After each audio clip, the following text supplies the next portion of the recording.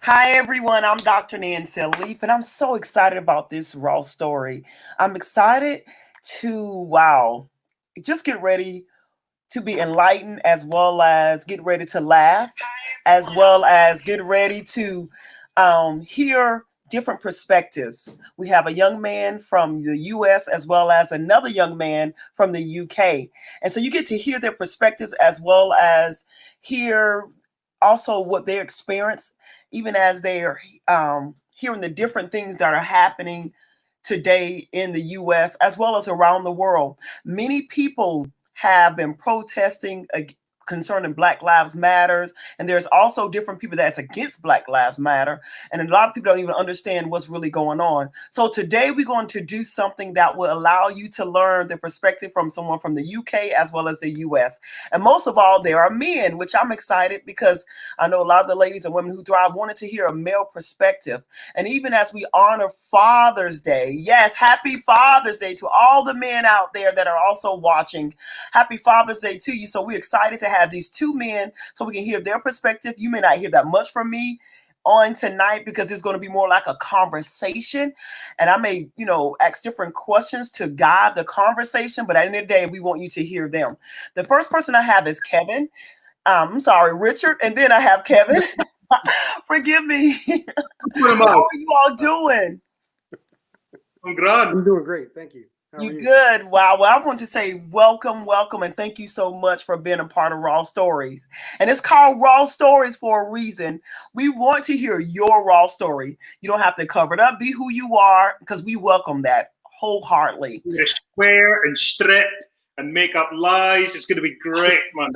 No, Kevin, we don't want you to make up lies. We want your raw story. We want truth. No lies. No lies. Okay, let's start off by you all telling us a little about yourself. We're going to start off with you, Richard, since you're in the middle. So tell us a little about yourself, Richard. Father of three, last of six. Bookcases, so bookends. Two boys, two girls, two boys. I'm the last. Born and raised Gary, Indiana. So the story that we'll be talking about was real prevalent back coming up in Gary. So creator, writer, and I just try to make the world a better place, one person at a time. That's it. Wow. Tell us a little about yourself, Kevin. Well, I'm pretty annoyed, actually. Richard stole my script. I, too, am from Gary, Indiana. No. This sort of, do people know the history? Probably not. I'm just a random gimp off of LinkedIn. And I got talking to Nancia, and I thought it was all really interesting. And I said, well, I'd love to hear more about this, because it's omnipresent. This all the protests and all the sort of the awareness around this Black Lives Matter stuff. It's omnipresent. It's everywhere, but at the same time, it feels quite far away. Actually, that's not the question. The question was introduce myself, right? Okay. Yeah. Who are you, Kevin? We'll know.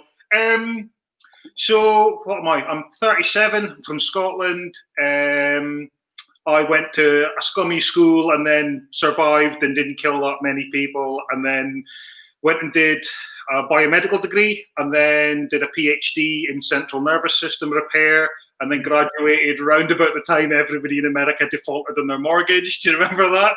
So I got a job, obviously, after 9 years training to be a scientist. I got a job as a copywriter for a crappy ad agency. And then sort of drifted around, sort of cheerfully selling nonsense ever since. I met the best woman in the world in England, and like a proper Scot of old, I pillaged her and took her back to Scotland. So I'm a father of, how pregnant are you? Nearly 6 months, 0.7 or something like that. But I know you said it's going to be a conversation, but I'm just interested to hear about all this, man, because this is, I went to my school had 1,200 folk in it, and I think 6 people were black. This is like the whitest place in the world. And I like to think Scotland's, it's a racist thing to say, but I like to think Scotland's a bit less racist than England. Possibly, I don't know. I think a lot of the racism comes from one group of people who are not anywhere near the top of the pile, feeling like another group of people are taking their jobs or displacing them. I don't think there's enough black people up here to make people insecure. So I'm more interested to just sort of listen to what you're saying and tell me what's going on, how you feel about it, and bounce it off someone who's sort of ignorant but open-minded. And I like that. That's the reason why I invited you, Kevin, Not because for my sculpted looks. and even in LinkedIn, when Kevin indicated that, he was saying that my family never owned any slaves. That's a great perspective, because most time people may assume that all white people own slaves because of your skin color. And the reason why I invited Richard, because I know Richard knows his history, and Richard, he talks a lot on his page about Black American and what's happening today. And so in order for us to guide this conversation, I want to ask you, Kevin, based on the Black Lives Matter, because this is also great for Richard. I'm getting I'm getting y'all name mixed up. Kevin is on the end and Richard's in the middle. Okay, everybody. So it's okay, because when I went for a job interview before, because my name was Richard, they thought I was white. Yeah. They couldn't see. He came out to shake the man's hand, and he was like, "Hey, Richard, nice to meet you." And I was like, "Over here, bro." Over there. Yeah. So I get it. So I apologize, Richard. Okay, so on Richard page, he does a lot of educating a lot of his LinkedIn followers about African American and the history, which is excellent. And when Kevin got on here, he went to a post, one of my particular friends on LinkedIn. He talked about how, my family never ever owned slaves, and he talked about the history of his family. I let him talk about that. And it just had me laughing so hard. And I said, you know what, Kevin, people need to hear your story. People need to hear your perspective, because we cannot assume all white people own slaves because of the color of their skin. And then, however, I want to hear from Richard about how he's feeling about what's happening today today in the world, because by Kevin being in the UK, he's just seeing all of this on the news. And something Kevin said you need to be on Raw Stories. He said, I have never spoken to a Black person about this topic. And I said, let me allow him this opportunity. So this is a gift to you, Kevin. It's like for your birthday. So happy birthday. Thank you. But maybe it's like people are going, he's never spoke up. Is this guy like a Black person denier? What would it be, like a Black Earther? Like, I don't believe there's Black people. It's all made up by the media. No, it's just, I suppose it's I think if you why are most Black people in the UK where they are, or why are most Indian people where they are? You're normally where you came over in the first place, and or where the work was, and generally industry was in England, and all the big ports were in England. And London's the place to be. So there's very few people in Ghana, I would say, thinking, wonder what Aberdeen's like. I'm going to Aberdeen. Hold my drink. Do you know what I mean? So I can understand why there aren't many people 600 miles north of London who are Black. But I did go to school with a few, and it was really funny watching people's heads do this when you've got like this big sort of like sculpted, like you're sort of this like really dark skin, almost coal skinned Black guy with a broad Aberdeen accent, just turning around to someone in the street and like shouting a lot like something in our local dialect, and people are just, you know what I mean? Because I think people forget how much of the image of Black people, and actually the image of loads of stuff, is influenced by TV, especially films, right? And almost all films are American. Do you know what I mean? Like, most of the Black people in the world don't live in America. But if you think Black people, like it's synonymous with African Americans, which is an American thing. So I think when people see the Black Lives Matter and all that kind of stuff, it all seems a bit odd because it's all happening in America, right? And if you think of the stuff we see all the time, those kind of cop cars, those kind of protests, those kind of marches, it can all feel quite surreal because it's all the same stuff you see in films.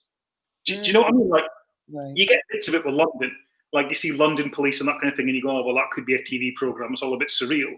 But the idea that people, well, the reason I wanted to talk to you was the idea that people could be against the statement that Black people shouldn't be publicly murdered seems a bit strange. I'd be interested to see what are the arguments against that. Like, how can people? Because there's this idea, right, that people can't abandon this preconception because everything else comes tumbling down. So it's like, if I think for a minute that maybe Black people are being treated badly and that my ancestors had something to do with it, all my other beliefs crumble. And that destroys my identity. Therefore, by telling me that, you're attacking me, and I'm going to be defensive. And I'm not going to listen. I'm going to find a reason to hate you. Is that what it is? I don't understand how you can argue that black people aren't being treated badly when, 60 years ago, Richard, you weren't allowed to come into the same pub as me? That's correct. Well, where's the argument? I don't get it. So, well, if you want to go there, let's start with why, right? And this is, I think we were having this conversation earlier. It's 1619. So if you go back to 1619, and we were brought over to the Americas at that time, which was just a land, and that's a whole nother story for itself. If somebody found something that somebody was already on. It's like me coming to your house and saying your house is mine because I found your house. Yeah, I discovered your. Yeah, I discovered your house. This is mine now. But when you look at 1619, we were brought over as chattel slavery. We were brought over to be sold. We were not viewed as human. We were viewed as less than animals. So when you look at somebody saying that your Black life matter, you have over 400, well, at this point now it's 401 years of someone telling you that you're not human. And then also 200 years of that was slavery. Well, then you take a little bit more, there was a little bit more slavery that went in on that as well. So when you're looking at why they're against it is because, one, they're going to lose out on the comforts. Two, they have to confess to something that their ancestors did. Because, everything is about family lineage, wealth, and generational, right? So if you got to admit to someone that, hey, my family was horrible people, you don't want to say that. Well, why do you have to admit that? Just to say, a black person, a black human being is a human being, and it shouldn't be okay to murder someone because they've got dark skin, even if the whole world was created yesterday. Do you know what I mean? If you randomly pushed a button and turned half the world blue and half the world green, then you go, let's just fucking shoot green people. Well, right? What is that ridiculous? So even if you take history out of the equation, how can you argue against the fact that, I saw the video, right? That copper knelt on that lad's neck on camera, killed him slowly in front of a crowd of people when he knew he was being filmed, and that didn't discourage him. Because right? He knew that basically no one cares about. I would be getting in more trouble if this was an Alsatian, right? If this was a dog, I'd be in more trouble because everyone cares about it. America would be in an uproar right now if that was a dog. Oh, the golden retriever, exactly. If it was a German Shepherd underneath his knee, it would be protest. It would be somebody would have ran over there and pushed him off. They would have fought, right? Right. Think about the football player too, Richard. Michael Vick. Yeah, Michael Vick. He lost his spent more time in prison.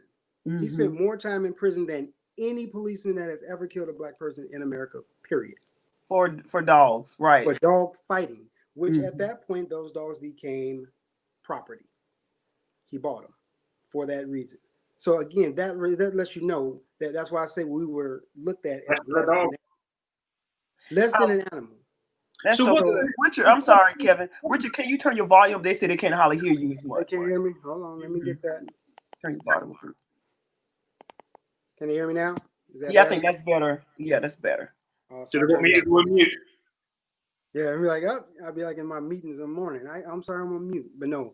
But so that's what I'm saying. Like that's what I was saying from the statement before of how they see us and view us as less than animals. 8 minutes 46 seconds. He sat there on that man's neck. 8 minutes and 46 seconds. I don't know how long he had his hand in his pocket, but he had his hand in his pocket, as you stated. No care in the world. But they were never, ever charged. You know what I mean? So if they don't have any repercussions, why do you stop? And then you also look at it before, too, of where that system came from. Police were established as slave patrol. Right. So that's where it came from.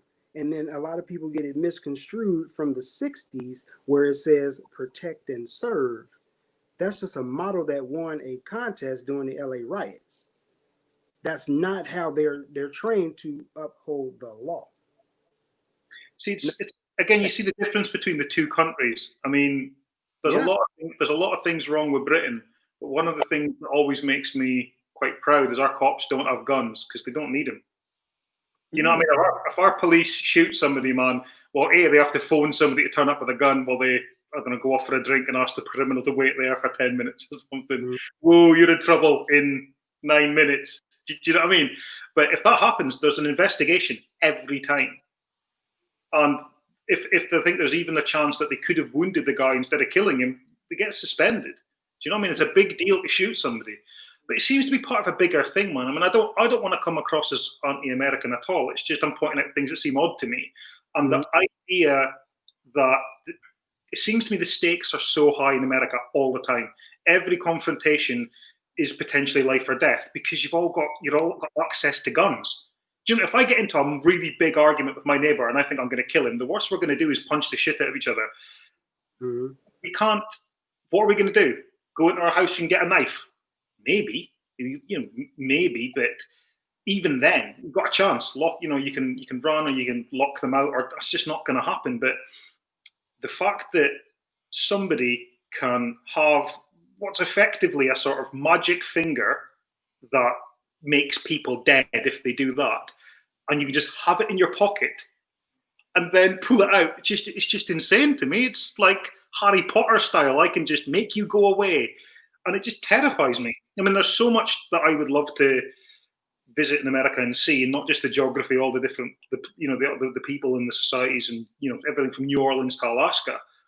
I'm going to have a kid in 5-6 months. I'm not taking my kid to a place where any lunatic who decides they don't like someone can just kill them instantly.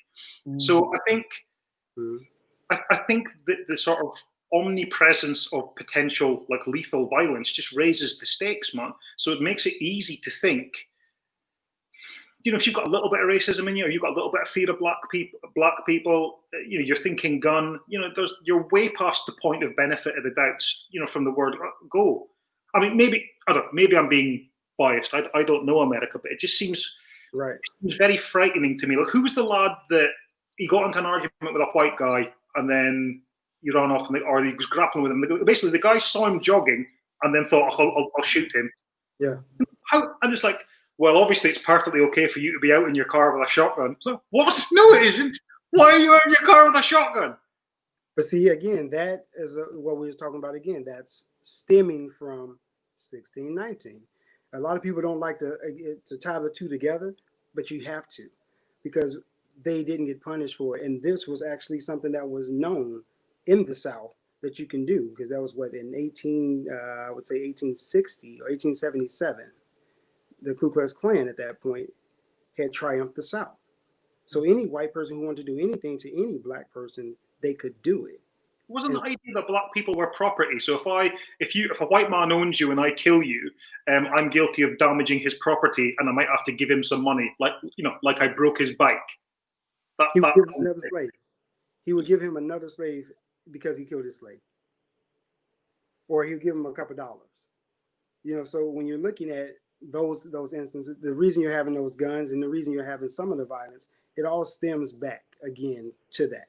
Because you are now looking at someone who used to just do whatever they wanted to, defile you, emasculate you, rip you apart, tear you down, destroy your family, take your language away, take away everything from you.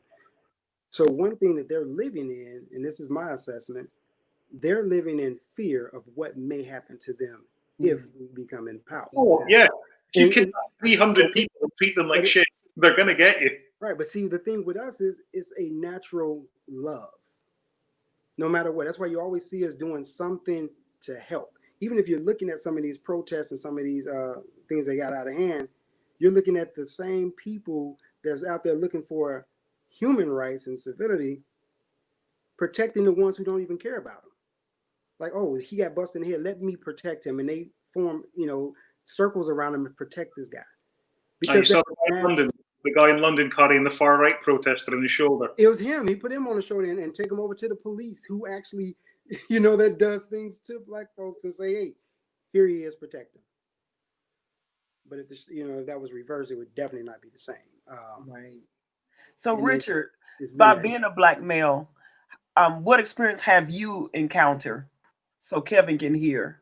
Through life or at this point in time? Growing up, life. Growing up, wow. So I grew up in Gary, Indiana, and that's about, at this point, it would be not even 7 miles from Maryville, Indiana. Grew up in the 70s and 80s, born in the 70s, grew up in the 80s. Gary took a turn, and businesses went out south, southern. So we would have to go out there to the malls, and it was almost, if you went out there, you were already automatically harassed, automatically. If you got in your car and you was on that highway and you turned, you automatically got pulled over. It's something I was saying earlier of how they can see you in the daytime, they pull you over more, not at night, unless they specify a car. I've played at a park, and I used to go to this park every single day, and definitely every Sunday, and it was out in Portage, Indiana. And I'll go out there to play, and one morning I'm getting up, my mom says, "Hey, where are you going?" I say, "I'm getting ready to go out here to Portage and play ball. We do this on Sunday." She said, "No, you're not." I'm like, "Yes, I am." "No, you're not." "Might stop." She shows me the newspaper. Klan rally held at Willow Creek Park. From 8 to 5. That's not a rally. That's like a job. You know what I mean? So that is things like that you couldn't go. I've gotten pulled over several times just for driving while black. My speedometer is on 44. The speed limit is 45, so I can avoid having to have them behind me. But they still pull you over, and then they don't have anything that they can do. So they try to question you, to coerce you into giving them some information, or let you get into their car, your car. Or they try to intimidate you and things like that. So that is just by being black. Just my skin alone makes me a target. Thing is, this doesn't surprise me, because it's only 40 years, 50 years after the law said, basically, yeah, you're not as important. You are beneath us. So it's, what percentage of people were alive then are still alive now, and they remember the good old days or the bad old days, depending on what kind of person you are, where the law was on your side. Maybe some people just see it as a temporary reversal. It's, I don't know, man. I could be accused of being naive. I have no idea of the experience of black folk in Britain, but I do know that there's prejudice everywhere, man, right? But when it's inculcated in law, when the state says, yes, this kind of discrimination is right and proper and legal kind of thing, that's very different. And I do wonder if America is probably at the more extreme end of sort of white black mixed cultures, because of course there's going to be racism over here, but it's not sort of validated by the state. It would never have been legal. There was the big, and also there's probably not ever been enough black people over here for them to have been a target to the same extent that, say, the Irish were, because you used to get the sign that used to go up in bed and breakfasts and stuff was no home. Wasn't no? What was this? I can't remember the first one. No something. No Poles. No Jews. No Jews. No Irish. That was the sign that used to go up. And so, like the discrimination, most of the discrimination in the UK historically, it's been class based, or it's been between the different nations. Or if you go to Northern Ireland, they've got no time for racism against black people, because they're not as bad now, right? But it was fiercely life or death, sort of get out of the wrong kind of area before 6 o'clock kind of thing. And everyone was white and everyone was Christian, but you were Protestant or you were Catholic. And I went over there a couple of years ago for a wedding, to a pal of mine's wedding. And his family were into that. They were very sort of got on with everybody.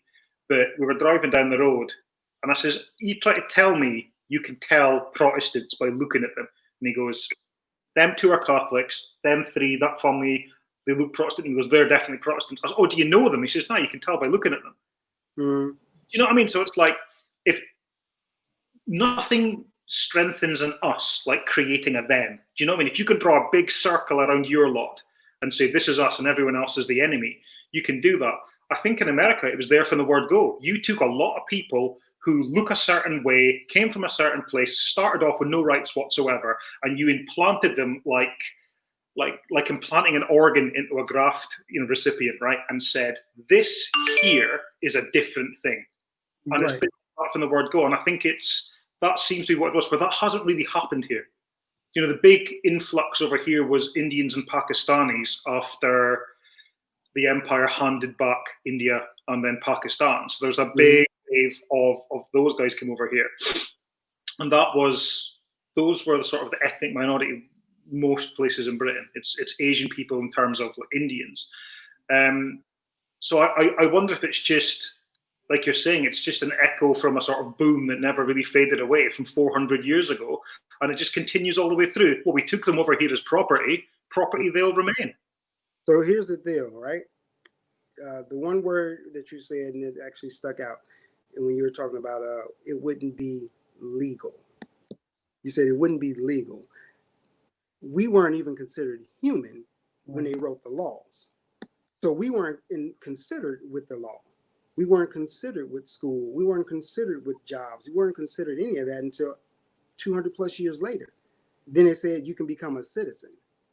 So then they start looking at us as human. So that's when you're looking at it's too many years and it's too much that's already ingrained.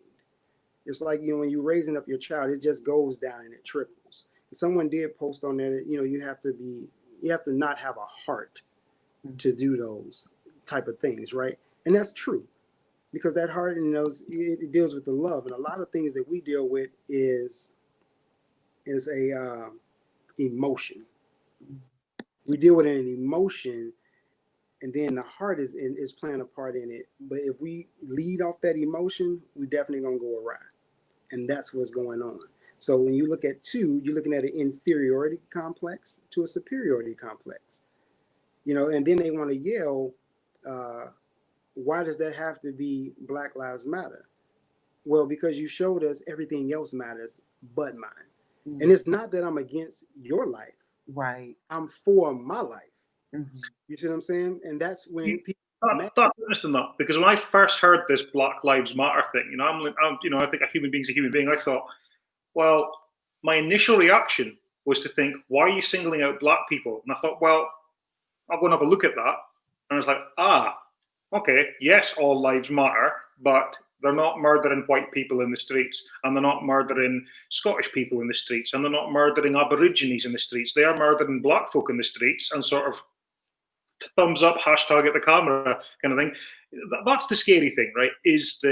Not that it's done, right? I'm sure it happens everywhere else, right? But people at least have the sense that what they're doing is either wrong or illegal, right? The fact that it can be done repeatedly on camera in front of loads of witnesses when they know they're being filmed and the guy doesn't even tell you to switch the camera off. Mm-hmm. I mean, I actually wonder if that's what's really sparked this. It's like, now come on. It's the straw that broke the camel's back. That's a year, that's years, centuries of buildup. So when you see it and you keep seeing it and you continuously see it, it's like, hey, you know what? I can only take so much. Everyone has a breaking point. Mm-hmm. Whether, being a human and you're in a relationship, whether you're at a job, whether it's your weight, whatever it is, you have a breaking point. And when you see this and they have no regard for your human life, no regard for your people, then it puts you on edge because you don't know when that can be you. I was driving the other day and I'm going over to my girl's house and I say, hey, you know what? I'm driving. I come around a little roundabout. The police pull behind me. Everything in my head says, oh man, let me make sure everything is good. Let me, 10 and 2 and wait, did I signal? It's a roundabout. I ain't got a signal. You know what I mean? So I'm thinking like, wow, why? I haven't done anything wrong, but it's not that I'm afraid of the police. I'm afraid of how they're protected to do anything to me. Well, that's it, isn't it? I mean, there's going to be bastards and decent human beings everywhere, and I'm sure most coppers are just decent family people like everyone else. But the fact that you can't tell the good from the bad, and why do most people not kill you in the street? Because, well, most people are decent, they wouldn't want to. But you've got the social contract which says if you kill someone in the street, your freedom disappears. Or in certain bits of America, they sit in a cage for 20 years and then they kill you. So the idea is there will be consequences. I think the sort of the murders with impunity with the police, it shows you it's a little sort of, what would you call, a microcosm, right, of potentially what society would be like if you took a sort of certain amount of people and said, right, you 10,000 people, the laws don't apply to you. It's like the purge. You can do whatever you like and you'll not be prosecuted. Would they all go out and kill somebody? No. But maybe 5% of them would. And those 5% of people don't do it normally because they're either too scared of getting caught or they're too selfish, they don't want to go to jail. So I absolutely understand the Black Lives Matter thing in America because it's, you know what I mean? Like you said, you started off as property, then you were subhuman, then you were second-class citizens, and and now you're allowed to vote, but we could still kill you in the streets if we want to. Jesus, what else do you want? We don't kill. By broken judicial system. So I get it, man, and it's followed up all the way through. I think the thing that correct me if I'm wrong, Nancia, right? The thing that we started talking about was, I was saying, I understand the viewpoint that if you are white and your family's been in America for a long, long time, you have to understand that you're part of a system which was built on the blood of black people.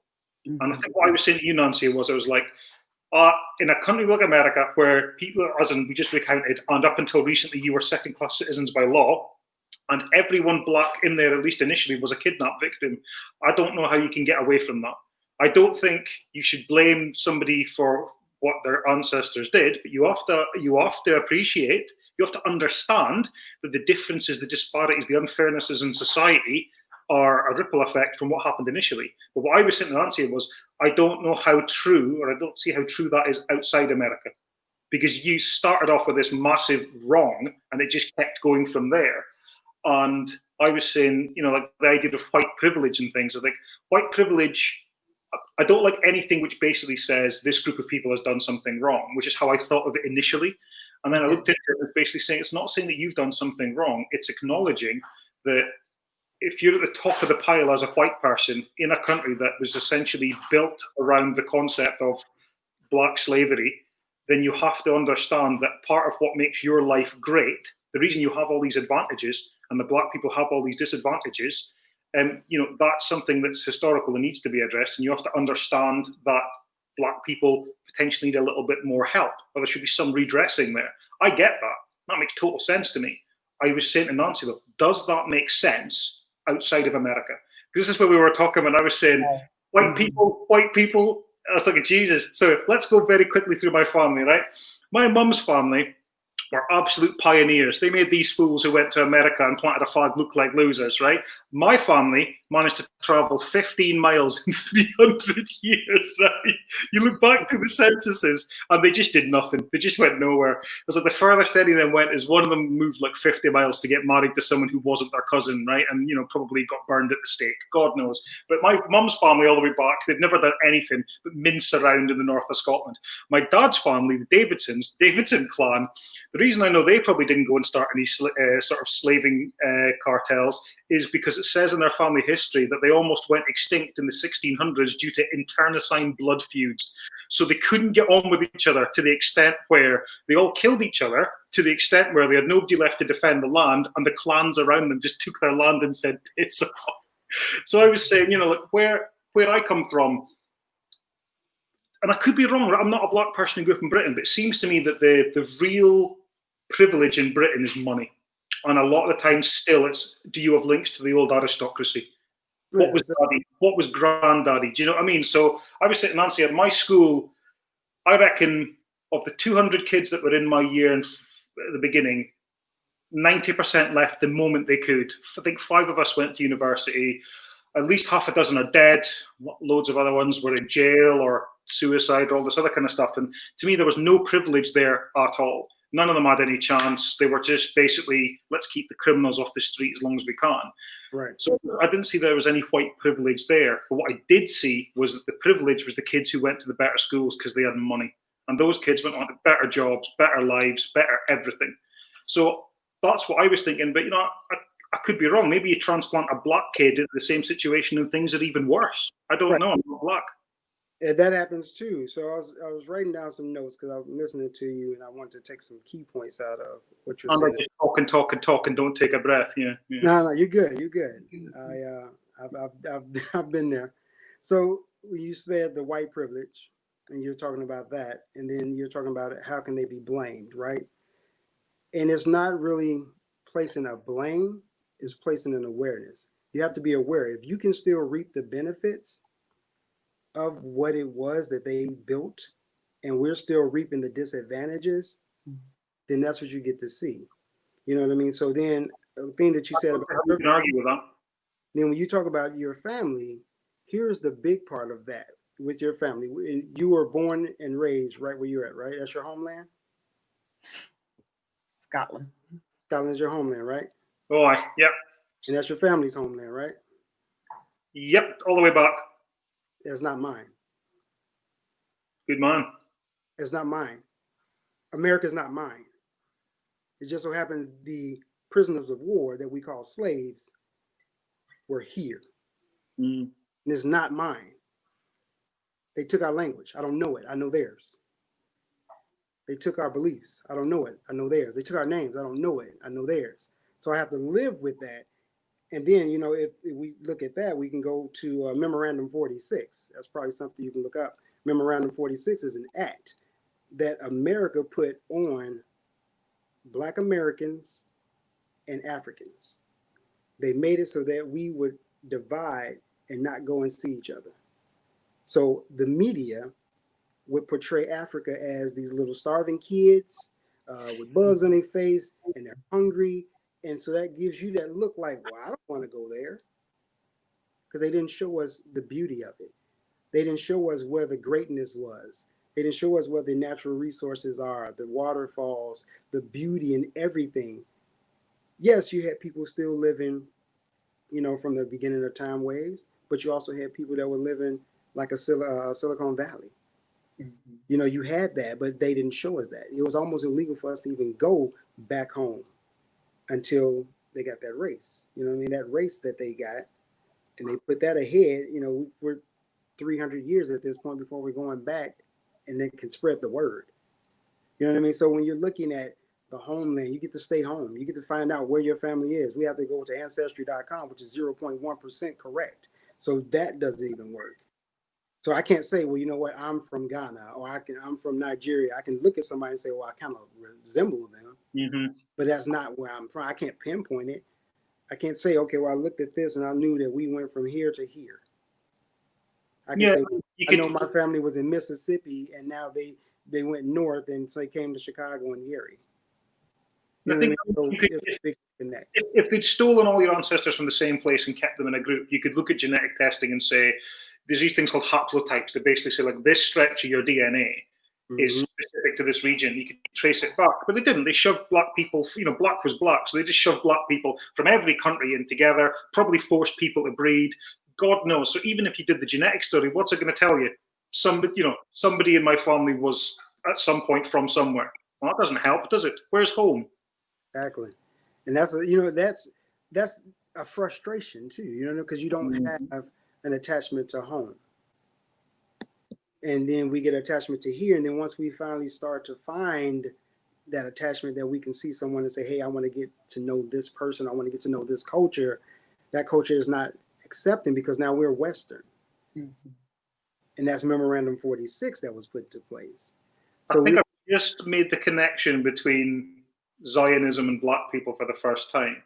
Do you know the idea of a home that is ours because our original one is gone and we can't find it? Mm-hmm. Yeah, I get that now. I hadn't got that before. Just you saying that gave me that link. I always thought that was such a strange connection, sort of this sort of Jewish thing and this black thing. And I think, well, what's the shared experience? Mm-hmm. Exodus, forced out of that area, your history, your past, everything gone, and being transplanted somewhere, punished if you don't integrate, but, you know, not being allowed to integrate because there are different laws. Yeah. Damned if you do, damned if you don't. Craziness. When you just look at the things and the strength, I look at the strength that people before me had. I look at that, and that's and I bow my head to them. My heart is open to it. But just different things that you take for granted from a white person's perspective to a black person's perspective. You know, you can walk into a store and say, well, I'm just going to go in the store and buy a candy bar. I walk into the store, there's an automatic, you hear a code read over the PA system telling them a zone. Because I worked in retail, I know what they're saying. And I'm like, oh, okay, so they're watching me. You know what I mean? So you get pulled over by the police, you're saying, I hope you don't give me a ticket. I get pulled over by the police, I'm like, I hope I make it home. I hope you don't beat me up. You know what I mean? So there's so many things. Like we couldn't swim in swimming pools. We couldn't go to a beach. You know, the wade-ins that they did in the 60s, just to wade in the water. They want to just go to the beach. The earth, free, right? This is free. You should be able to go to the beach. You couldn't even go to the beach without getting your teeth knocked out. Everything we had to do was to eat at a counter. You know, so when you're looking at all of these, like you just wake up and, I mean, even the conversations that you have, like how to act if a police pulls you over. Yeah, the talk. Yeah, it's the talk. There you go. You have that talk like, hey, if they pull you over, keep your hands in here. Don't put them in your pocket. Don't move around a lot. Look them in the eye, say, yes, sir, no, sir. You know, this, that, and the other, da, da, da. But that's not some of the thoughts, you know, from white people I've talked to. They're like, no, my son's going to play with Timmy and them then. Yeah, I'm going to see him later. But that's not it in black parents' minds. You know, it's like, hey, if my child leaves, I wonder if he's going to come back. You know, I wonder if he's going to come home. I wonder if he gets pulled over. You know what I mean? So that when you're out there for people who are supposed to uphold the law and that are breaking it, it makes you real leery. It's amazing to me because, I mean, they're like a gang. You waiting for me, Mom? No, just listen. So it's like the thing that, to me, like the police are the people that save you. Do you know what I mean? Like if something serious, if someone like pulls a knife on me, I'm phoning 999. You know, the idea of being scared of the police is terrible. You know, they're meant to be there to look after you. And again, maybe it goes back. I can't remember who said this. There was a guy who said an amazing quote. I think it might have been John Stewart actually, and he said the American police aren't police. He says they're a border patrol between the two Americas. Mm-hmm. And I thought, yeah, I get what you're saying, man. Do you know what I mean? Did you see? I think Jesus, yes. You know, like with Trump saying build a wall, I think a lot of people thought he meant a literal wall. Well, he's built walls, hasn't he? Yeah. He's just in the country between. It made it more prevalent. There's definitely people out there between credulous morons and everyone else. Mm-hmm. I don't feel particularly worried about saying that. I think the odds of Trump voters watching this are pretty low. Kevin, someone said, I can tell you really want to understand racism in America, and God bless you. Okay. Which is awesome. The questions you indicated, as well as when you spoke of now understanding Black Lives Matter based on what you're hearing, that's refreshing to hear, because to me, it sounds like you were trying to understand, which is good, because, you know, you do not live in America, and now you understanding the history and why it exists based off what Richard is telling us. It helps you understand why we stress Black Lives Matter. I guess we could say Black Lives Matter too, because we understand all lives matter. But at the end of the day, many people need to identify that Black Lives Matter based on how we've been treated. Not the idea of we trying to isolate any other race, but people need to understand that we are just as relevant, or I can say we need to be treated with equality and not mistreated in a way that we don't count. And so the idea that you were willing to come and learn and the different things that you have said and trying to understand America, we appreciate that, because that means a lot. It's just being a human being, isn't it? You just think, well, these people are, I mean, it shows you how tame things are over here by contrast. I mean, the big thing over here until the Conservatives, till the government, you know, just spectacularly fucked up their response to the coronavirus, right? But the big thing for years was Brexit. And it just sounds stupid, you know, it's like, should we be in the EU or should we not be in the EU, right? You think, how boring is that? Who cares? You've never seen fury like it. I've never seen anything like it in my entire life. And it's because, like anything else, when it gets really, really big, it's like the people are furiously against the Black Lives Matter thing. That is not what they're angry about or what they're scared of. It's something else. And the Brexit thing, I mean, my wife's uncle and auntie, they're nice people. I really like them, but we're diametrically opposite. You know, we don't like the EU. We don't want to be part of it. We don't like any of these things. And you sit down and you speak to people about it and you try and understand their viewpoint. And there's never anything there. There's never anything there beyond this sort of odd set of cobbled together values about what I believe and why Britain is great and all this other kind of stuff, right? I've heard people who are properly pro-Brexit for economic reasons, and I think, well, okay, fine, you've got a reason for it, right? But the people who are furiously, rabidly one way or the other, when you really ask them about why, it connected to loads of other things. It connected to feelings of being shafted, or the betrayal, or fear that you're losing your country. You know, it's the sort of the fear of change, or this weird thing, and I think this ties into the Black Lives Matter thing as well, this really weird idea that you being given a hand up somehow means I'm being pushed down. And that just doesn't make any sense to me at all. So it's like, oh, so by you saying that your lives matter, our lives don't matter. What? What are you talking about? Like, it's like someone, it's like, there's no, it's a non sequitur, there's no connection there at all. It's like someone saying, how are you? And you go, I've never been to France. You know, that's not what? I didn't say anything about that. It doesn't make any sense. But you think, on the surface of it, right, that makes no sense. Therefore, there has to be some other meaning that ascribes that. You're saying, you know, with all the love in the world for white people, I just don't think we should be murdered in the streets. Is that okay? People who are furiously against that, there has to be something else underlying it. Do you know what I mean? There must be. And maybe some of it's guilt. Maybe some of it's, you know, but Nancy, you'll know about cognitive dissonance, right? The idea that if you've got these really entrenched views, when somebody shows you clear, honest, open evidence that challenges your views, do people go, God, I was wrong? No, they double down. They double down and they go, la, la, la, la, la.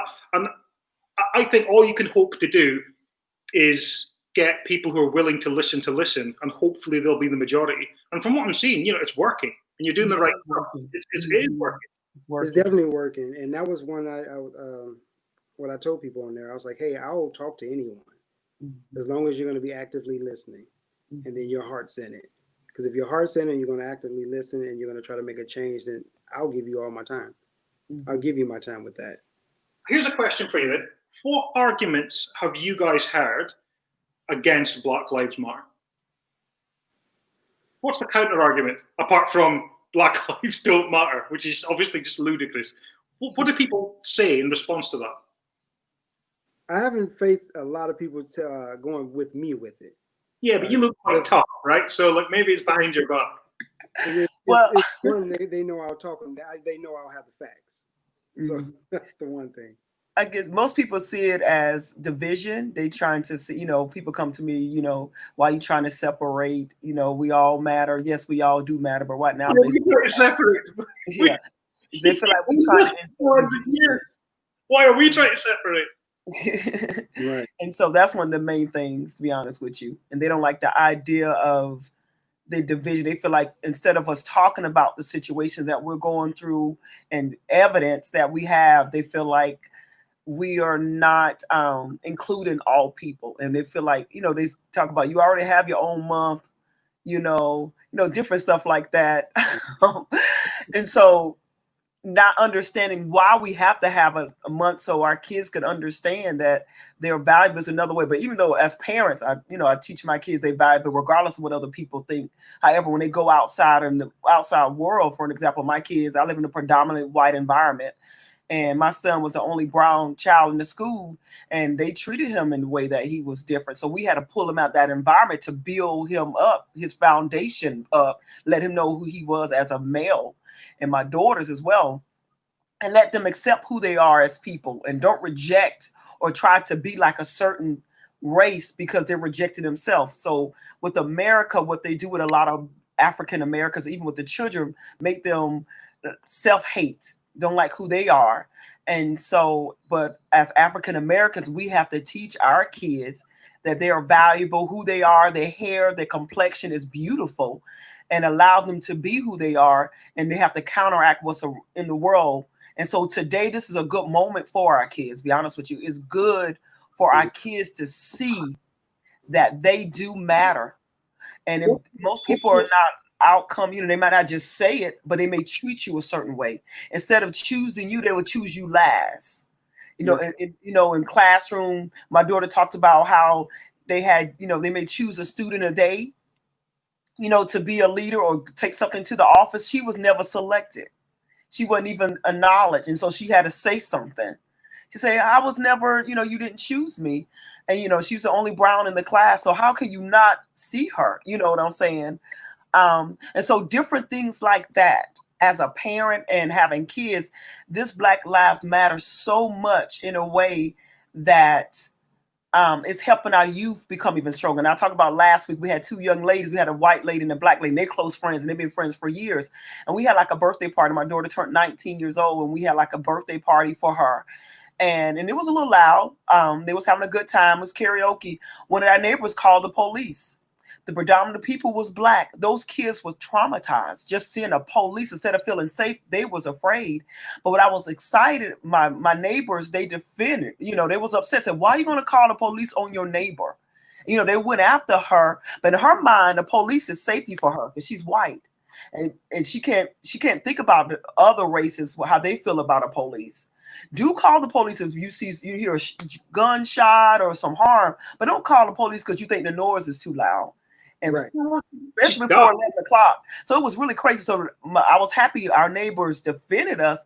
So just to answer your questions, yes, it's great. When people say all lives matter, and someone just posted, they say all lives, to answer your question, the different things like that, that's counteracting the Black Lives Matter. So what they're doing, they're more, the situation about the young lady calling police because the guy, he was bursting, looking at the birds, and she got upset with him. She felt like he shouldn't be in that place. So different things like that. They need to know that we are equal. They need to know we're not trying to say we're above them. We need to let them know we are on the same level. And that's the argument today. Martin Luther King allowed people to see that there was hatred, that there was discrimination. Today, we trying to let people know that we are equal. And and the idea I'm getting stopped because I drive a Mercedes, that's not an option. Right. Or because I drive a high-end car, that has to stop, And by being a woman and black, it's a double whammy,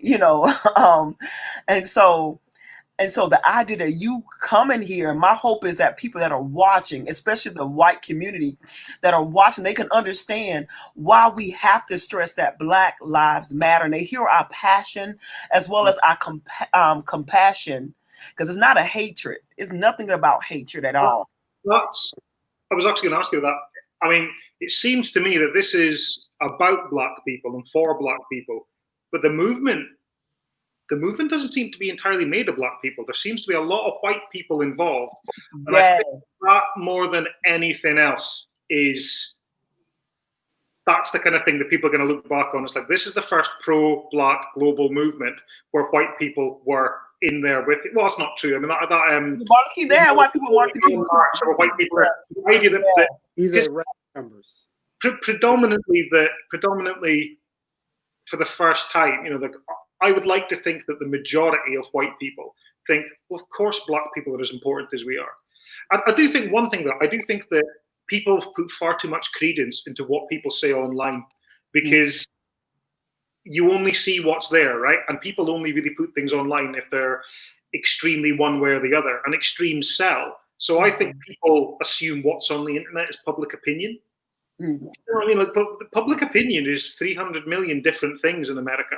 It's not what some fool of a 14-year-old wrote on a Facebook page for a dare, and that gets hauled up and put on a block, and then somebody finds one black person who's furious and says something like, see, they're all racist, they want to kill us. I was like, Jesus Christ, speak to your neighbour, man. Stop looking on the internet to see what one said and say, well, that represents everybody. It's idiocy. But it seems hopeful to me. Do you know what I mean? It seems that everybody from, Adidas to Zambia are saying, well, yeah, enough's enough. This is ridiculous. Oh, yeah. Question for you guys. Where do you think it's going to go? Go ahead, Richard.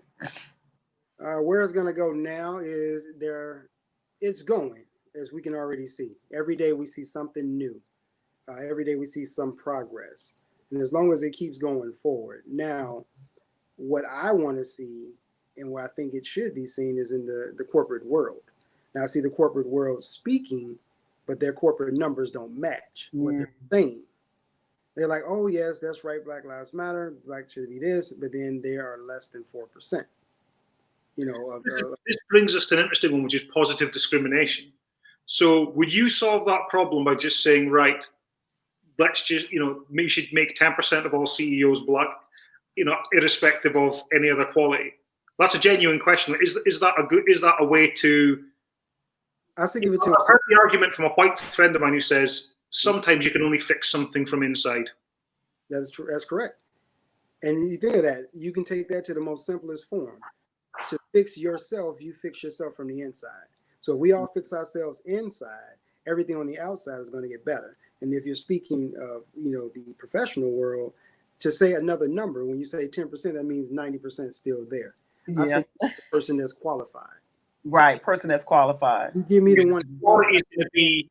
Is the disparity is probably access to the resources and the education to get yourself qualified. We would have to be that, right? So you got to think: is my education the same? Do we have the same things, or do I have just that neck? Because my neck could be better than my education. My experience could be better than an education. If I've dealt with people for 20 straight years and you went to school and dealt with a class for 4 years, but you have no people skills, I'm more qualified. Not your paper. You come out and they retrain you anyway. So I say give it to the person that's qualified, and then also let's take it to education. That's what we need to go. We need to make sure education is correct. We need to make sure living is correct. We need to make sure resources are correct. I went to a high school where literally my uncle's name was in the book that I had. My high school textbook had my uncle's name in it. Cool. My uncle was 20 years older than me.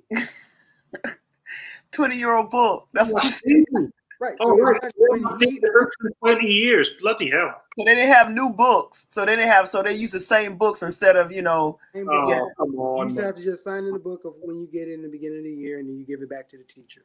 So and then you go down the road into Maryville, Indiana. Maryville High School had a computer lab. Like, wait, y'all got new books and a computer. So what they were doing was they did the same thing back in the 50s, is when they said, hey, we want to be integrated. They said, okay, well, you want this school? All right, well, you can have our old building, our old books, our old everything. We're going to go build a new one and get all new things. Except for what they did was the delivery truck didn't drop off any more new books to us. So all we got was regurgitated history.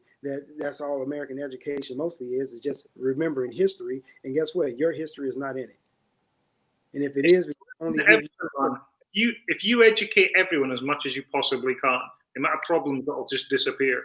At least partly because you've got 10 times as many educated people solving problems. How is America not going to be a better place if you've got 10 times as many black people educated and empowered and knowing what they can do and going out there and having skills to make the world better? I wonder if part of this, I don't know, it's so alien to me, is part of it the idea of empowered, upskilled, included, enfranchised black people are suddenly going to sort of pull out pitchforks and torches and push all the white people into the sea. Do you know what I mean? It's kind of like what I was telling you earlier.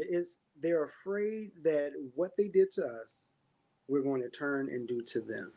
No, right. You're the least of our concerns. The only thing we want, and we've always said, is to be human, to have the same equal privileges, and to be treated with some civility. If you do that, everything fixes itself, because when you look at America and you look at anything on television or across the world, we're the influencers from the outside. There was a guy who was asked I can't remember who this was. There was a guy asked, how would you solve the problem of Northern Ireland? This tiny little strip of the country that is just as divided as apartheid South Africa at its worst, right? It really is. There's a line painted across the middle of the street, and you do not literally physically down the middle of the street. You don't go over that line, because if you go over that line and you're not a Catholic, you're dead, or a Protestant, whatever. And this guy said that entire problem would disappear in a generation if you had mixed schools. You put all the Protestant kids and all the Catholic kids in the same classroom. You treat them the same. You teach them the same, right? And I wonder, is it the same thing? Put all the kids, every kid, all of them, mix them together. Everyone goes to the same school, get treated the same. You go, how do you grow up racist against somebody you've known since you were 5? I guess the issue with that, even though you may put kids together, if their parents are racist, their kids will become racist. To the end, you have that division. So yes, we have. Not if you start early enough. You'd have to go some to make a 4-year-old racist. They don't know what they're doing. You're right. By the time from kindergarten, I said to about third grade, they're not. But then on fourth grade on up, that's when you start seeing the behavior. You start seeing the It'd vision. be a good trick, right? You just say, look, it's a form, and it's like, you've got a little box and it says, I do not want my kid to go to school with blacks. And you go, you just tick that, and that's perfectly fine. And then we take your kids away because you're a monster. So everybody wins. That's perfectly okay. Do you know what I mean? So it's like, if people say, oh, my kid ain't going to school with blacks, and you go, well, I think we're going to phone the social work because clearly you're evil, right? So I wonder how much of the problem comes from the fact that people won't integrate. You know, it's always the next generation that makes society better. And you think, well, we're still raising, America, it seems to be that it's still separated, you know, from the word go. So you're growing up as a black person or a white person in a different country. I mean, you're in black America, you're in white America, and you don't know people. It's training, you know, and that's what's happening now. You know, a lot of people are trained that way, and you can tell by some of the comments or remarks that they say. Even just playing an online game, you know, they will come up with, you know, I mean, it gets, you know, you want some vulgarities, go online and play and beat someone, so you get to hear it. But that's a training. You know, if you look at a child, as we always saying, if we look at a child is known to love. A child will love you no matter what you look like. You can, and you go to any store that you stand in a line, there's a child in the front that's waving, because all they see is this, the universal language of a smile. And they see that smile, they're like, ooh, there's a person that I like. How are you? They don't see the color until it's actually trained that way. And as you're saying, in the fourth grade, because that actually is a click for me. I grew up in a diverse neighborhood up until third grade. And then I moved back to my mom's neighborhood where she grew up, which is Marshalltown on the east side of Gary. And there was all black. How old's third grade? Third grade, I'm 8 years old. 8, okay.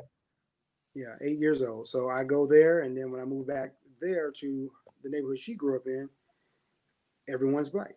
My whole school, my whole staff is great, because you get to see some black educators, you get to see some black influences, and not just the things that the media portrayed, because that's what we were also portraying the media all wrong. Up until the 70s, even then. But I can digress on that one. But just going there, things that you're training. So going up, and I get into this neighborhood, and I'm like, oh, there aren't any more Beckys and Timmys, you know what I'm saying, that's in my neighborhood now. You know what I mean? So you got Tamikas. Yeah, I got my Tamika, I got my Lawrence, you know what I'm saying? We chilling. And so it seems like it's a beautiful thing, because I was able to see just my culture growing up. But they didn't get to have those, you know, 8 years that I had, or those 3 years that I understood on the other side, until you think middle school, which is 7th and 8th grade. You think in 7th and 8th grade is when you first get somebody in your school, and we didn't have any white kids, we just had the Hispanics. So you're looking at black and Hispanic, and then the Hispanic was probably 5%. I wonder what the statistics are on integration and crime and happiness and stuff in areas where all the different ethnic groups go to the same schools. Do you know? I wonder if it's better. I don't know. I don't know enough about stats. Well, some of it you look at. You can look at it in the United States, and I look at that when I watch people videos and I watch who they hang out with, just because I like to see people who grow up in more diverse neighborhoods seem to have a better relationship, because of the one thing that's missing in every other one is they get a chance to know each other. Right. And when you have that relationship, almost tying back to what you're saying, when you have that relationship with someone and you get to know that person vouches for you, we vouch for them. Yes. And I had a conversation with a gentleman on LinkedIn. He reached out to me and said that he wanted to talk about this. He wanted to find a voice. And so we were talking. He's white, I'm black, and we're going. We don't know each other. Right. But we're having a conversation about racism in America. We're having a conversation about Black Lives Matter. But then guess what we did? We were talking, and I told him where I was from. And he said, wait, you're not a Bears fan, are you? And I was like, well, I was a Bears fan until 1985, and they did Walter Payton wrong. And he, in the same breath, did not like the Bears at that point, which was Mike Ditka, because he didn't let Walter Payton do that. So out of everything, we found a commonality. Right. And it was like, hey, this is what we like. Now imagine if we took that and took it on a grand scale level, and we got to know people. Right. But still have to weed out the old heads, and that's just facts, because it's instilled in them. And we got to get it out of them. But we got to do that by getting to know each other. Right. Get to know. Yes. Having conversations like we doing now. We Yeah, get to the know each conversation. other. Yes. Listen, you get the active listening. What Bill Russell said, you know, he came up in the movements. Bill Russell played for the Boston Celtics. He said the opposite of love is not hate, it's indifference. Oh yeah, the opposite of love is not hate; it's indifference. Yeah, And that was there's Bill. weird sort of similarities between love and hate. You know, obsession. Somebody being what you know. If you really hate someone, they become the most important person in your life in a kind of perverse kind of way. It holds a lot of weight. It's a great responsibility. Martin Luther King said, I can't hate because that's too much of a weight to bear, a burden to bear or carry. And that's just, you know, it is. We just got to get to know each other. So Yes. that's my biggest portion. If we get to know each other, That's it. Get to know each other. communicate, Yes. actively listen to each other, and then say we're going to make a change, Yes. we will make that change better and faster together. So, what's been your experience of like speaking to white people about this? What's been the sort of split between sort of what would the scale be? Sort of I'm with you, bruv, to fuck you. Do you know what I mean? What's been the Be honest with you, it's been great when I connect because I'll be honest, I grew up in diversity, which is awesome. You know, I grew up, so I feel comfortable with Black as well as white. And so for me, I think there's a town called diversity in America that everyone grew up in. so, but with that, for me right now, especially now talking to my white friends about what's happening, they want to know more. You know, they want to, you know, okay, they reading books, they're doing things to understand the why, and they're even in you see them posting stuff on their page like enough is enough, Black Lives Matter. So really, when you know the person and they know who I am as a person, my character, who I am, they respect that and they can see, man, why would they do that? And they don't know the history. They may hear about it, or they may even realize that they have some racism in them because they was programmed that way. Be honest with you, we all was programmed based on the media to like a particular race over another one, based on even television shows, based on commercials, based on different things. However, today, based on what's happening today, a lot of white people, and I want to applaud a lot of the white people for wanting to know, just like you, Kevin, want to know, want to be involved. Like in New Zealand, that was the largest parade in Paris, the largest parades for Black Lives Matter have seen. Like, wow. Just in Aberdeen. There's only like Black people. Right, it's not that many Black people, right? Especially in New Zealand. But the parades was larger than a lot of parades even in America. And so just the idea of how people are responding, that's why we're having these conversations like this, you know, so people can see, because a lot of people outside of America do not know, like you, Kev. It's funny you said, I don't have any Black pals to talk to, you know, I don't know Black pals. I said, you know what, let's make this happen. Right. So now you have two more pals. Right. That's me up to 2. Yeah. Hey, look, add me on LinkedIn. We'll connect. Yeah, on LinkedIn, yes. We will. And let me see. For me, I've had them reach out to me. They'll send a text because I usually send out text messages. And so they'll reach out to me and say, hey, I want to know more. Where should I start looking? And I said, well, start looking at my house. And then we can go later and I will show you some links of things that you should see. And I'll send you things just to give you a taste of it. Or we can do studies ourselves. And you go to the store with me and just walk behind me and watch things happen. You know, so I want to have them see the life and feel the life. How many? I mean, I don't think I would need any convincing. I mean, these things speak for themselves.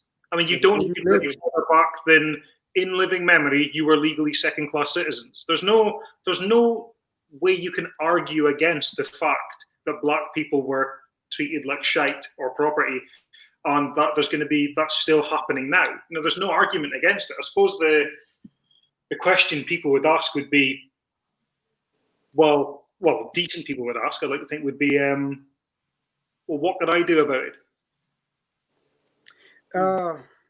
I was reading a the comment. Repeat the last piece. Repeat your last. You said, what can you do? What you said? Yeah, I mean, because I don't. There's no. I came on here like expecting I don't know what I was expecting, so I was already convinced. But I came on here just to listen, really, which is funny because I've just spoke shite for 70 minutes. But it's what do you do next? Because there's That's good. Good question. well, it's do you know like the sort of wake up moment for me? I see parallels with feminism, right? The wake up thing for me, right, was when somebody said they did this sort of thought experiment thing where a teacher asked a class of mixed boys and girls, right? What would you do differently if there was a curfew for men at 10 p.m. if all men had to be indoors and would be indoors by 10 p.m. And the guys apparently, this is an anecdote, right? The guys went, what are you talking? Nothing. What's that mean? That's stupid. And then they were like gobsmacked, which is oh my God, life would be so different. I would do all these things from girls. And, you know, you've got these people, they've got these guys who've grown up beside women their entire lives, and they've never really processed the fact that 50% of the people around them are inherently a threat. And you have to live your life in the shadow of what these people could do to you. Do you know, if anything sort of made me immediately understand the whole Black Lives Matter thing, I think it was that. Do you know what I mean? It's like the idea of you being always in the shadow of people with power. And if you are one of those people, not one of these people with power, but maybe one like me, I'd be one of those people. I'm quite a big lad. I'm 6 foot tall. I'm quite large. I'm actually a complete wimp, but I can do like a really sort of mean stare and look at me, kind of thing, right?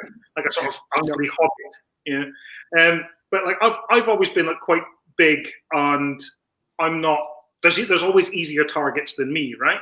So the idea of what it must be like to live as a 5'1", 6 stone lassie, it's a different world. It's a world full of threats and stuff that I've never thought about. I think, Jesus, that must be what it's like being black in a country where the police are allowed to murder you with impunity.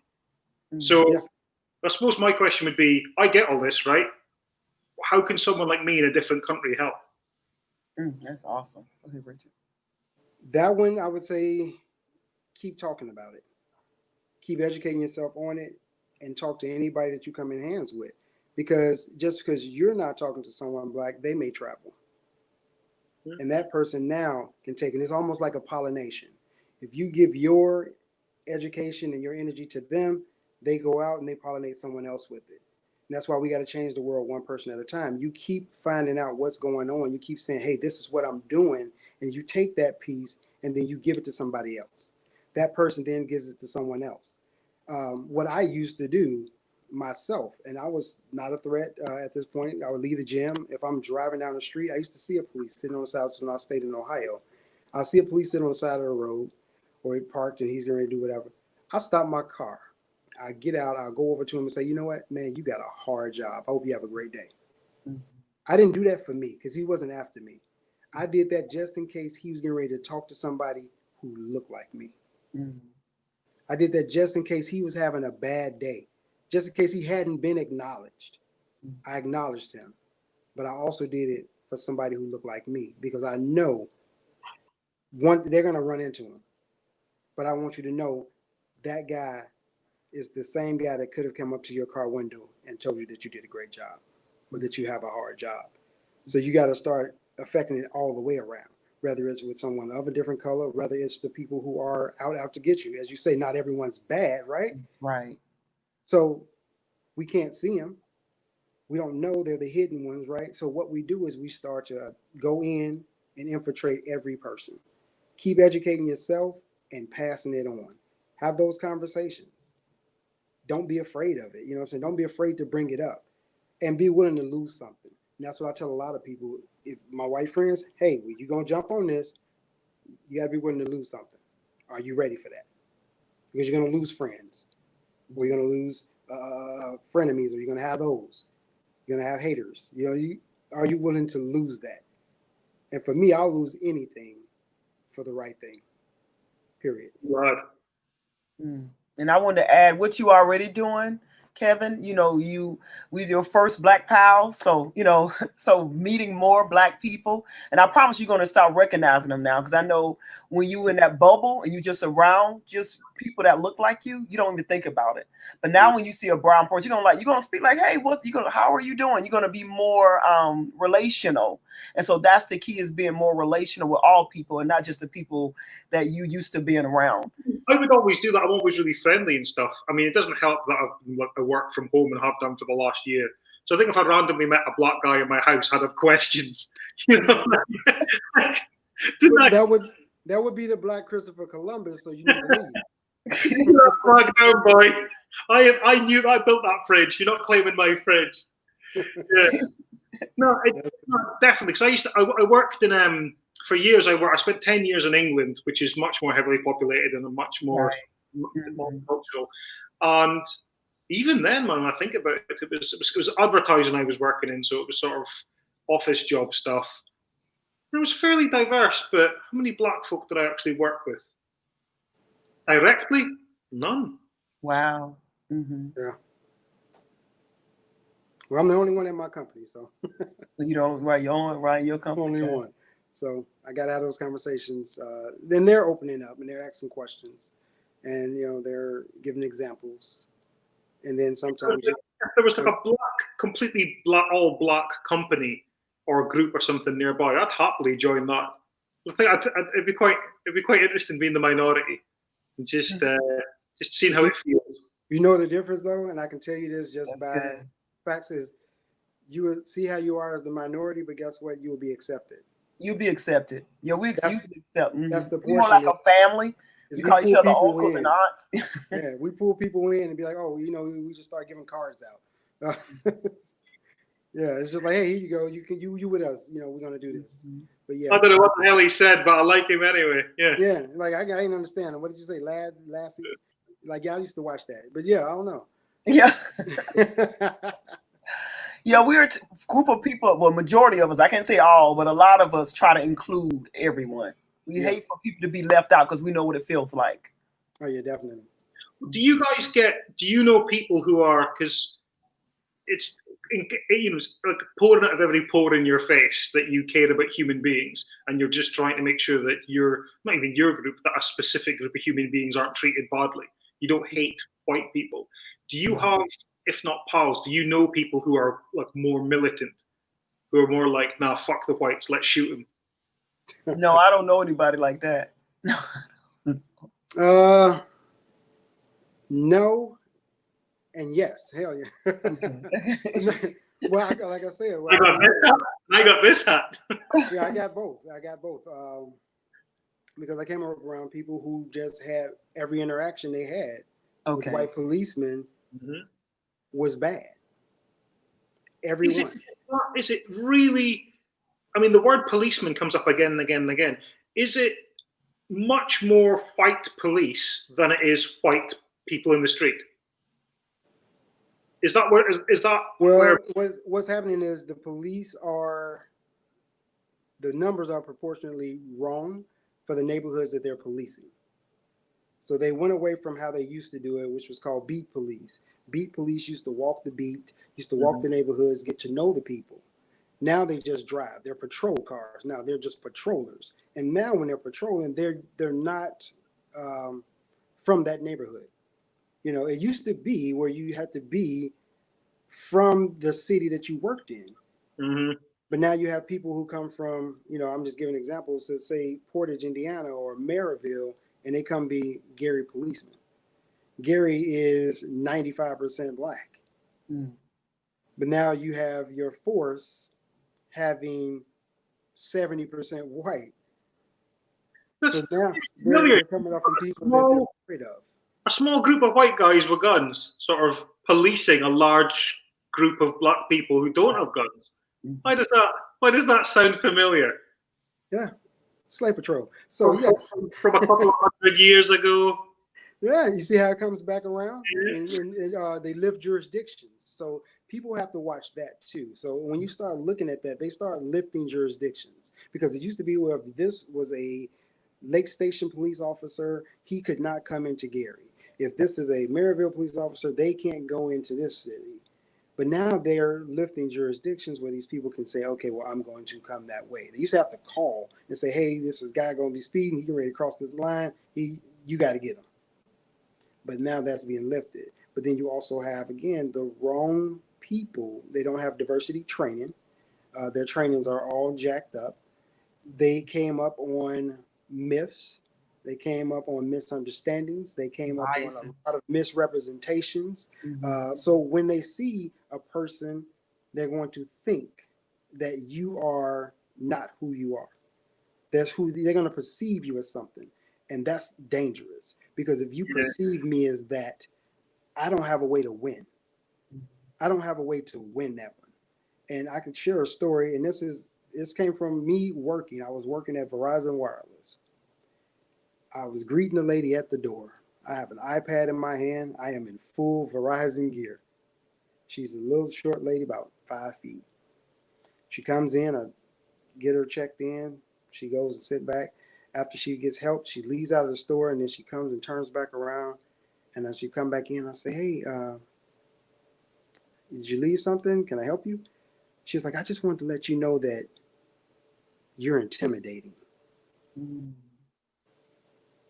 Really? I'm at work.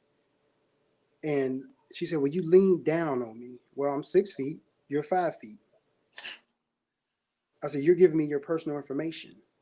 I don't want your personal information yelled out. So I'm actually protecting your information while I put you in the system." Wow. And she's like, "Well, you're intimidating." I said, "No." I said, "You're intimidated." I said, "There's a big difference." Mm.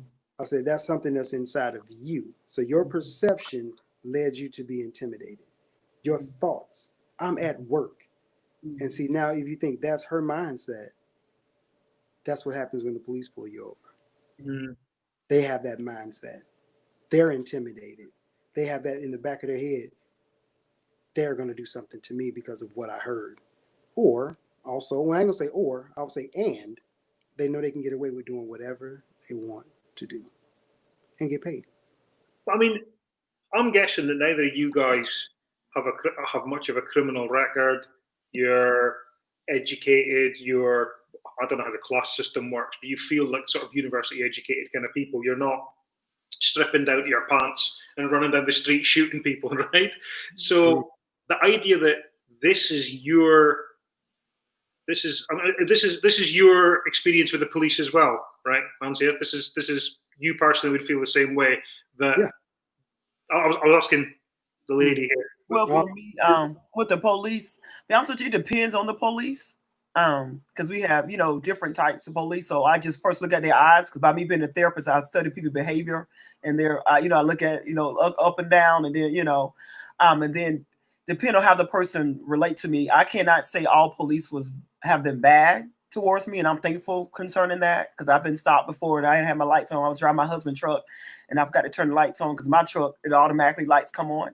And the police stopped us in Tennessee. And he was real nice. He said, "I'm just making sure you okay, your lights." And he was like, I said, "I apologize. We just got it here. We was traveling from Georgia to Tennessee." And so that was a great encounter. So I can't say all police are bad. Like I can't say all white people are bad. However, there's a large amount that's causing, like yourself, yeah, Kevin. But there's a large amount that are harming and don't understand. But there's a lot of people that believe negative about Black people, that we're trying to change their perception. So that's why it's very important to have these conversations in order to see that, all Black Americans, especially like, looking at Richard, he's tall, Black man, intimidated because it's his height, because it's his skin color, because he's a male. And so he's going to have more negative encounters than I would because I'm a woman, Yeah.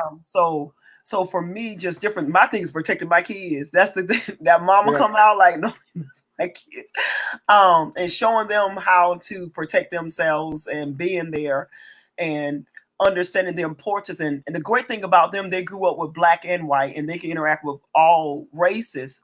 Mhm. However, they recognize as they got older how it was separation, that different thing. And they start off in elementary, they friends, and then they get in middle school and high school, everybody you have the Black table, you have the white table. It's just segregation. And plus in the churches, a lot of the churches are segregated, Mhm. And that's where it started. Yeah, that's where it started. Yeah. You'll get a lot of that. Why?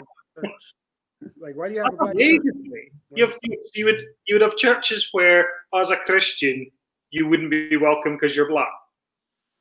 Well, when the idea you won't be welcome, there's different churches they want you to come because they like to praise and work. They may have you sing that kind of stuff.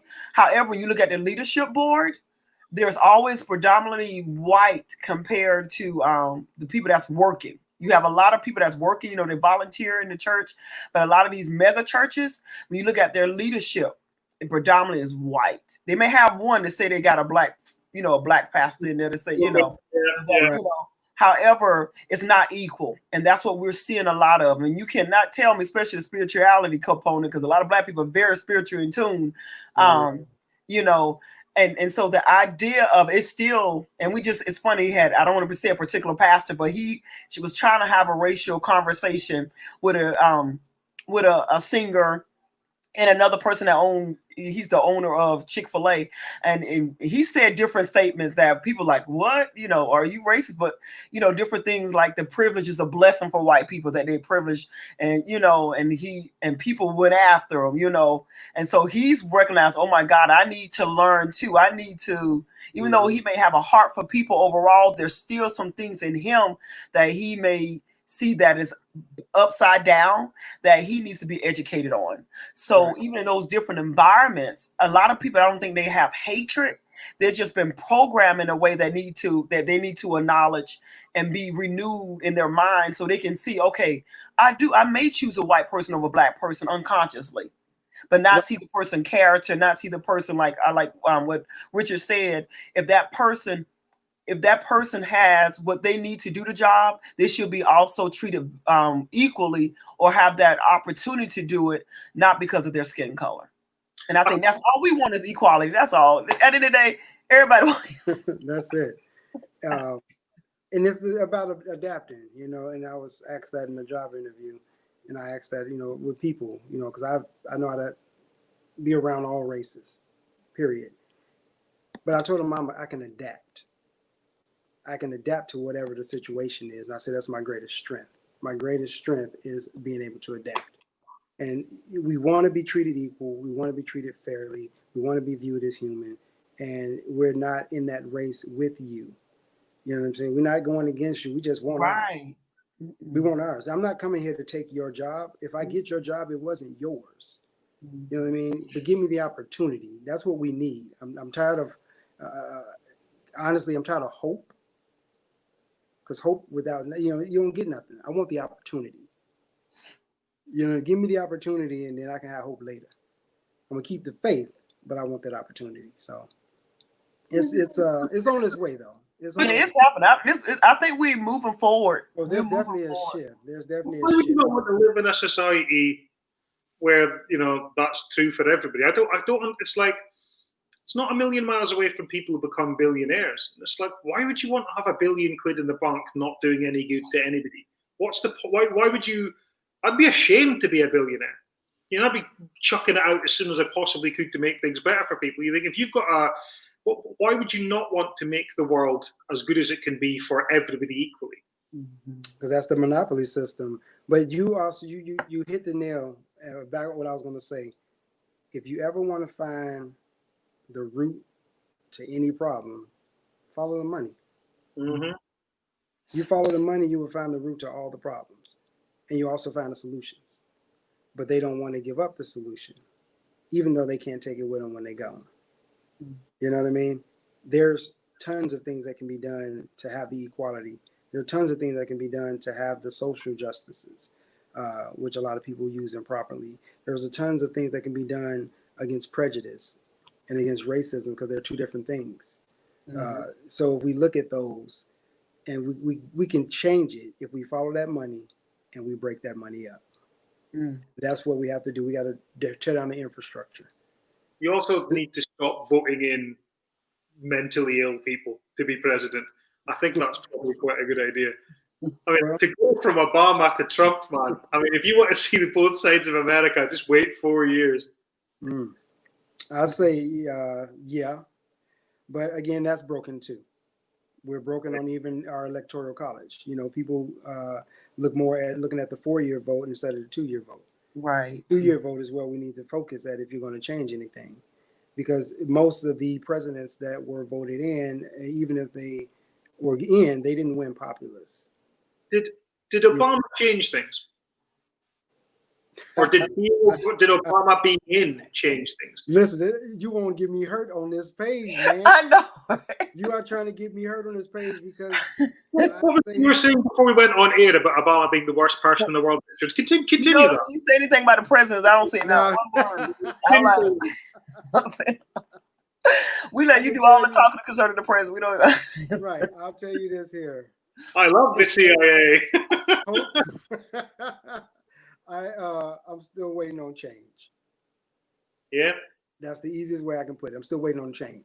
Yeah, we waiting on change. Yes. Mm-hmm. Waiting on the change because that's where it's gonna happen. You want to prove something to me, change it. It's obviously it's different people being frustrated, but it's the same in a lot of places. I mean, it's not as bad, but it's the idea of frustration with the political system. You know, the essence of democracy, you know, demokratos, people power. Original democracies like Athens, man, it was literally everybody voted on stuff. Judges were picked by lot. What should we do with this thing? Everyone votes. I mean, that's feasible when you've got a city-state of like 17 people and a dog. That's not going to work for 300 million people, right? But you end up with a situation. It's the same here. It's like, okay, it's, you know, you've got to vote, democracy. Yeah, choose A or B. Choose red or blue. You can choose anyone you like out of these two options. You know, well, that's crap. You wouldn't go to a restaurant where they said, would you like one or two? You know, well, can I see the menu? No. Yeah. You have choice. That's bollocks. A binary choice is barely a choice at all. But you get to choose between one group of sort of rich, corrupt pricks or another group who've got a slightly different coloured tie.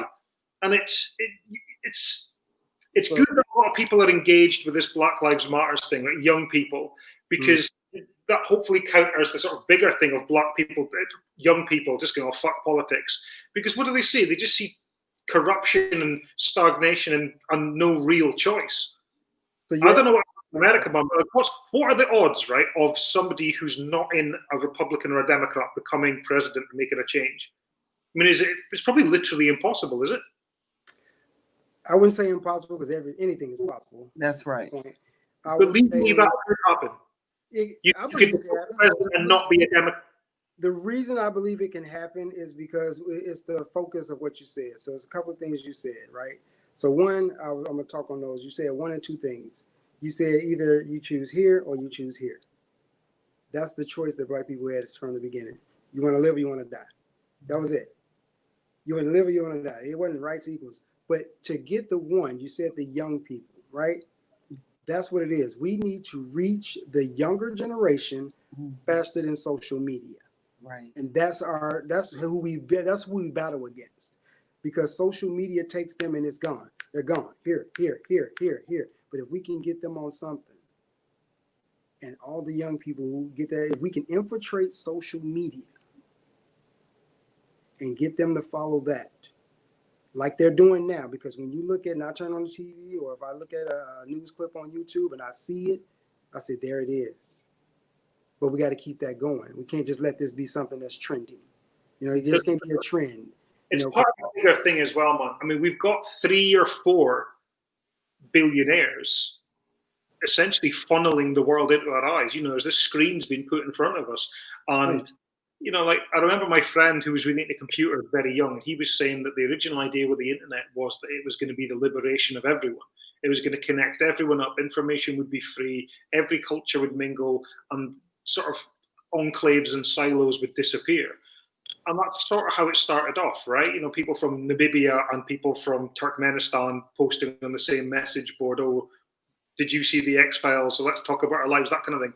But as soon as social media comes in, as soon as you get algorithms which learn what you like and learn and take advantage of the fact that human beings basically don't like to be challenged, everyone who's been on social media for more than a couple of weeks and has liked more than 20 things, you've never seen a viewpoint diametrically opposite to yours in months, which means no matter how fucking insane your beliefs are, you're getting this false reassurance that everybody around you feels the same. You might be the only 10 flat earthers in the world who believes that God is a lesbian vampire, right? Maybe that's what you believe, right? But if you only connect to news sources with the other 9 nutters in the world who think God's an upside down lamp or something, right? Then everybody in your world believes this. So, so if you are even slightly tending towards thinking, well, I don't agree with this black thing. I think blue lives matter. Maybe you'd have a mind that would be open to this kind of conversation. You would think, well, I could listen to an argument and be brought round. Doesn't matter. 3 days later, 3 weeks later, you've never seen a source that challenges your opinion and the door's closed. I think social media is monstrous for this kind of thing. It is for those who can't think. And that's the biggest part. You have to have some free thinkers, which are always the people who are the ones that say, you know what, I'm going to go against the system. I'm going against the grain. I'm going to buck the system. That's how changes happen, right? So every big movement we had in the world, period, had came from free thinkers. Like, you know what, I'm going to think opposite of that. Have you ever... Impossible. Have you ever, I've done this once, but I won't do it again.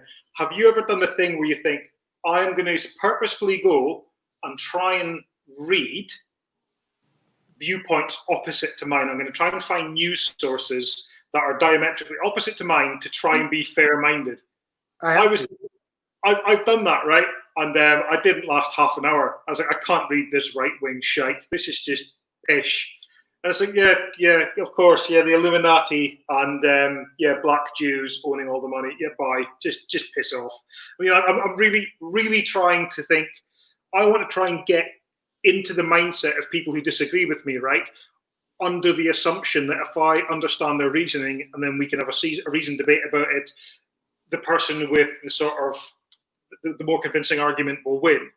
And I realized that was naive, because you're basically assuming that human beings are predominantly rational, and they're not. I think unless you've been trained I trained as a scientist, right? So unless you're trained to evaluate evidence and you're trained to not think that changing your mind is a weakness or that it's wrong, if you're prepared to question your own beliefs and change them, if you don't have that, someone questioning your beliefs is attacking you.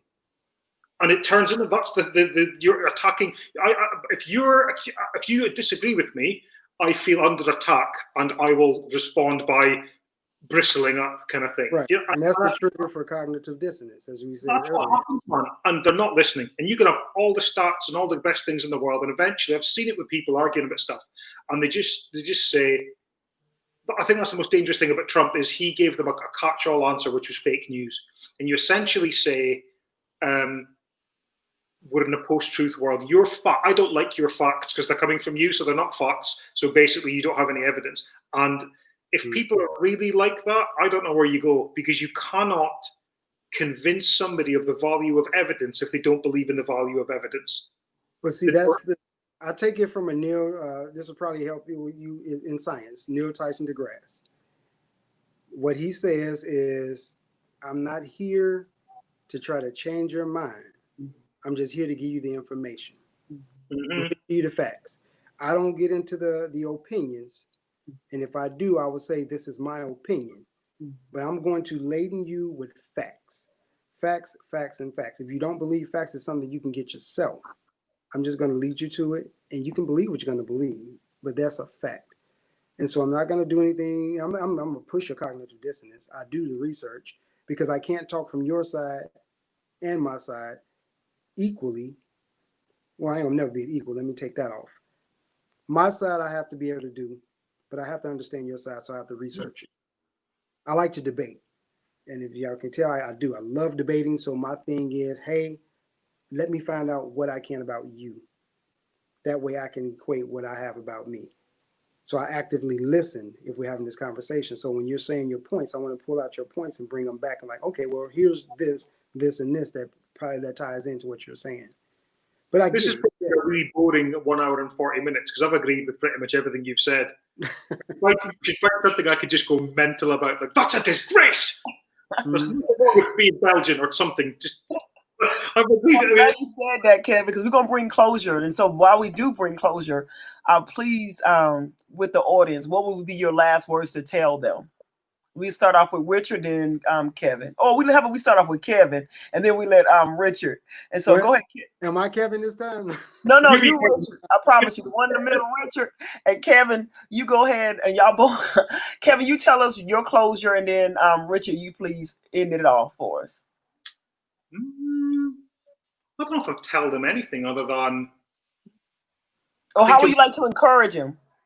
I would. I don't know. It sounds really trite to say white people are your friends. I mean, is your audience predominantly black? Is your audience mostly black people? No, it's a mixture. I don't know, man. I think anybody who's watching this is probably one of the converted. What would I say? I would say keep doing what you're doing because it's working. This sort of the message that's going across seems to be very clearly, we want to be treated fairly and not better than anyone else, and that's a very difficult thing to argue with. So I think keep doing what you're doing, and I think maybe don't be afraid to say to someone like me, look, if you'd like to help, proactive, if you'd like to help, you could do this, because I haven't got a clue. Right. Mm-hmm. Mm-hmm. That wasn't very insightful, was it? No, that was awesome. It's your thoughts. Mm-hmm. You know, it's your thoughts, and those thoughts are great. Over to you, sir. I will end it with what I do with myself every day. I'm all about the good mental health. So make sure what you're taking in, you're ingesting, and good consumption, moderations as well. But what I live by is meet or surpass yourself daily. And for it to be effective, someone must be affected. Mm-hmm. You know, those are the two things that I live by. And so I meet or surpass myself daily. And today I surpassed my yesterday. So I appreciate everybody out there. And while I have this forefront, yes, I do want to say thank you. And this is not, again, this is like there's no Black Lives Matter. This is, again, how it goes. I want to thank every Black woman ever for being the strength that we need. I'm telling you, we are driven. We're driven by you. So yes, and there it is. Thanks for having me. Mm-hmm. Thank you both for coming. Kevin, thank you. This has been great. This is the absolute best American talk show I've ever been on. And now we got to go pay our sponsors. No. And now to Richard with his fabulous pair of trainers. There it is. I love it. Awesome. Thank you for just taking a random dude off the internet. I appreciate it. You're welcome. No, you was awesome. I knew both of you. You know, I watched your pages. I said, yeah, they would be great. And I knew you both work good, you know, great together. You know, because we don't want a lot of drama. You don't want going back and forth. But I knew you both, the mindset. I see what you post, Kevin. I see what you're doing. You already helping the Black community. I see what you're doing on LinkedIn and what you're doing even on LinkedIn. And you correcting mindsets already. And just know we appreciate that. And we want to appreciate all our white friends as well as that's watch Raw Stories. We want to thank you, too, for not being silent and having a voice and helping people, especially the Black Lives Matter movement. We appreciate that. And I just thank both of you all. It was awesome. It was great to hear. I purposely did not say much because I can talk, but I purposely did my best not to say anything because we wanted to hear from the men. We wanted to hear what you all had to say.